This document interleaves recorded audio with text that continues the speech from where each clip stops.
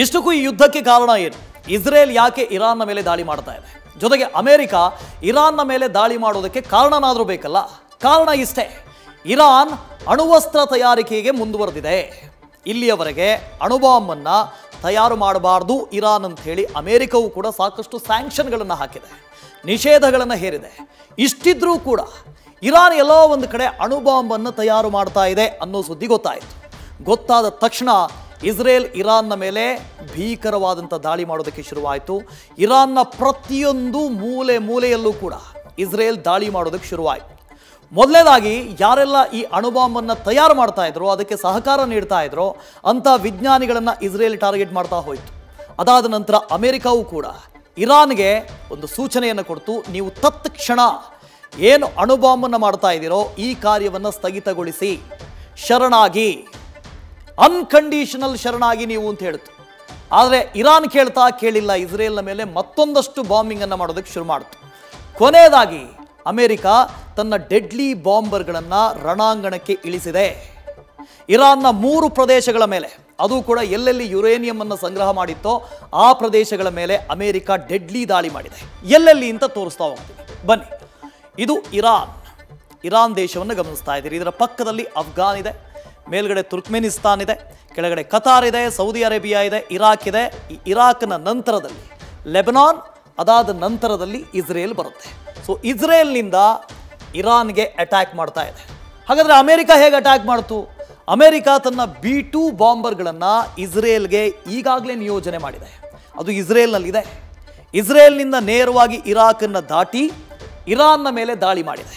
ಇಲ್ಲಿ ಇರಾನ್ನ ತೆಹ್ರಾನ್ ಫೋರ್ಡೋವನ್ನು ಗಮನಿಸ್ತಾ ಇದ್ದೀರಿ. ಇಲ್ಲಿ ಬಂಕರ್ಗಳನ್ನು ನಿರ್ಮಾಣ ಮಾಡಿದ್ದಾರೆ, ಅಂದರೆ ಅಂಡರ್ಗ್ರೌಂಡ್ನಲ್ಲಿ ಯುರೇನಿಯಂ ಸಂಗ್ರಹ ಮಾಡಿದ್ದಾರೆ.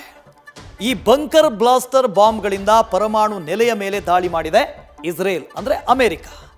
ಮೊದಲ ಟಾರ್ಗೆಟ್ ಇದ್ದಿದ್ದು ಫೋರ್ಡೋ. ಈ ಫೋರ್ಡೋದ ಮೇಲೆ ದಾಳಿ ಮಾಡಿದೆ. ಈ ಬಾಂಬರ್ಗಳ ಕ್ಷಮತೆ ಹೇಗಿದೆ ಅಂತ ಹೇಳಿದ್ರೆ, ಬೇರೆಲ್ಲ ಮಿಸೈಲ್ಗಳನ್ನು ನಾವು ಗಮನಿಸಿದ್ದೀವಿ. ಅದು ಏರ್ ಟು ಏರ್ ಮಿಸೈಲ್ ಆಗ್ಬೋದು, ಅಥವಾ ಸರ್ಫೇಸ್ ಟು ಸರ್ಫೇಸ್ ಮಿಸೈಲ್ ಆಗ್ಬೋದು, ಏರ್ ಟು ಸರ್ಫೇಸ್ ಮಿಸೈಲ್ ಆಗ್ಬೋದು. ಇವೆಲ್ಲವೂ ಕೂಡ ಭೂಮಿಯ ಮೇಲೆ ಏನಿದೆಯೋ ಅದನ್ನು ಮಾತ್ರ ಧ್ವಂಸ ಮಾಡುತ್ತೆ. ಆದರೆ ಈ B-2 ಬಾಂಬರ್ಗಳಿದಾವಲ್ಲ, ಇದರ ಕ್ಷಮತೆ ಹೇಗಿದೆ ಅಂತ ಹೇಳಿದ್ರೆ, ಸ್ಟೆಲ್ತ್ ಬಾಂಬರ್ಗಳಿವು. ಯಾವುದೇ ರೇಡಾರ್ನ ಕಣ್ಣಿಗೆ ಕಾಣಿಸೋದಿಲ್ಲ. ಆ ರೇಡಾರನ್ನು ತಪ್ಪಿಸಿ ಶತ್ರು ರಾಷ್ಟ್ರದ ಒಳಗಡೆ ನುಗ್ಗುವಂಥ ಸಾಮರ್ಥ್ಯ ಈ ಬಾಂಬರ್ಗಳಿಗಿದೆ. ಬಾಂಬರ್ಗಳ ಮತ್ತೊಂದು ಕ್ಷಮತೆ ಏನು ಅಂತ ಹೇಳಿದ್ರೆ, ಅಂಡರ್ಗ್ರೌಂಡ್ನಲ್ಲಿರುವಂಥ ನೆಲೆಗಳು, ಅದನ್ನು ಟಾರ್ಗೆಟ್ ಮಾಡಿ ಸುಮಾರು 60 ಮೀಟರ್ ಅಂತ ಹೇಳಿದ್ರೆ ಸುಮಾರು 200 ಫೀಟ್ ಅಷ್ಟು ಆಳದವರೆಗೂ ಹೋಗಿ ಆ ಪರಮಾಣು ನೆಲೆ ಏನಿದೆ ಅದನ್ನು ಬ್ಲಾಸ್ಟ್ ಮಾಡ್ಬೋದು. ಸೊ ಮೊದಲನೇದು ಫೋರ್ಡೋ, ಈ ಪ್ರದೇಶದ ಮೇಲೆ ದಾಳಿ ಮಾಡಿ ಅಲ್ಲಿರುವಂಥ ಪರಮಾಣು ನೆಲೆಯನ್ನು ಧ್ವಂಸ ಮಾಡಿದೆ. ಎರಡನೇದು ನಂದಾಸ್, ಇದು ಇಡೀ ಇರಾನ್ನ ಮಧ್ಯಭಾಗದಲ್ಲಿದೆ. ಇಲ್ಲಿ ನೀವೇನು ಗಮನಿಸ್ತಾ ಇದ್ದೀರಿ, ಇದೊಂದು ಪರ್ವತ ಶ್ರೇಣಿ. ಈ ಪರ್ವತ ಶ್ರೇಣಿಯ ಪಕ್ಕದಲ್ಲಿ ನಟಾನ್ಸ್ ಅನ್ನುವಂಥ ಪ್ರದೇಶ ಇದೆ. ಇದು ಇರಾನ್ನ ದೊಡ್ಡ ಯುರೇನಿಯಂ ಸಂಸ್ಕರಣಾ ಘಟಕ. ಇದನ್ನು ಕೂಡ ಉಡೀಸ್ ಮಾಡಿದೆ. ಅಣುಬಾಂಬನ್ನು ತಯಾರಿಕೆ ಮಾಡಬೇಕು ಅಂತ ಹೇಳಿದ್ರೆ ಯುರೇನಿಯಂ ಅತ್ಯಗತ್ಯ. ಅದರಲ್ಲೂ ಎನ್ರಿಚ್ಡ್ ಯುರೇನಿಯಂ ಅಂತ ಕರೀತಾರೆ. ಸುಮಾರು 10% ಎನ್ರಿಚ್ ಆಗಿದ್ದಿದ್ರೆ ಅದನ್ನು ಬೇರೆ ಬಳಕೆಗೆ, ಸುಮಾರು 20% ಎನ್ರಿಚ್ ಆಗಿದ್ದಿದ್ರೆ ಅದನ್ನು ಬೇರೆ ಬಳಕೆಗೆ, 60% ಎನ್ರಿಚ್ ಆಗಿದ್ದಿದ್ರೆ ಅದನ್ನು ಅಣು ವಿದ್ಯುತ್ ತಯಾರಿಕೆಗೆ, ಅದೇ 90% ಎನ್ರಿಚ್ ಆದರೆ ಅದನ್ನು ಅಣು ಬಾಂಬ್ ತಯಾರಿಕೆಗೆ ಉಪಯೋಗ ಮಾಡ್ತಾರೆ. ಸೊ ಈ ನೆಲೆಯಲ್ಲಿ ಯುರೇನಿಯಂ ಸಂಸ್ಕರಣಾ ಘಟಕದಲ್ಲಿ ಈ ಯುರೇನಿಯಮನ್ನು ಎನ್ರಿಚ್ ಮಾಡ್ತಾ ಇದ್ರು, ಪ್ಯೂರಿಫೈ ಮಾಡ್ತಾ ಇದ್ರು ಅನ್ನೋ ಸುದ್ದಿ ಅಮೆರಿಕ ಗೊತ್ತಾಗಿತ್ತು. ಹಾಗಾಗಿ ಇಲ್ಲೂ ಕೂಡ ಅಂಡರ್ಗ್ರೌಂಡ್ ನೆಲೆ ಇತ್ತು, ಅಣುನ ಯುರೇನಿಯಂನ ಸಂಸ್ಕರಣಾ ಘಟಕ ಇತ್ತು, ಅದರ ಮೇಲೆ ದಾಳಿ ಮಾಡಿದೆ. ಮೂರನೇದು ಎಸ್ಫಹಾನ್, ಇಲ್ಲೂ ಕೂಡ ದಾಳಿಯಾಗಿದೆ. 3ನೇ ಸೈಟ್ ಇದು. ಇರಾನ್ನ ಅಣ್ವಸ್ತ್ರ ಘಟಕದ ಮೇಲೆ 2ನೇ ದಾಳಿಯಲ್ಲಿ 3ನೇ ಸೈಟನ್ನು ಕೂಡ ಉಡೀಸ್ ಮಾಡಿದೆ ಅಮೆರಿಕ. ಅಲ್ಲಿಗೆ ಒಟ್ಟು ಫೋರ್ಡೋ, ನಟಾನ್ಸ್, ಎನ್ಫಿಹಾನ್ ಈ 3 ಸೈಟ್ಗಳ ಮೇಲೆ ಅಮೆರಿಕ ದಾಳಿ ಮಾಡಿದೆ ತನ್ನ B-2 ಬಾಂಬರ್ಗಳ ಮೂಲಕ. ಈ B-2 ಬಾಂಬರ್ಗಳು ಅತ್ಯಂತ ಅಪಾಯಕಾರಿಯಾದಂಥ ಬಾಂಬರ್ಗಳು.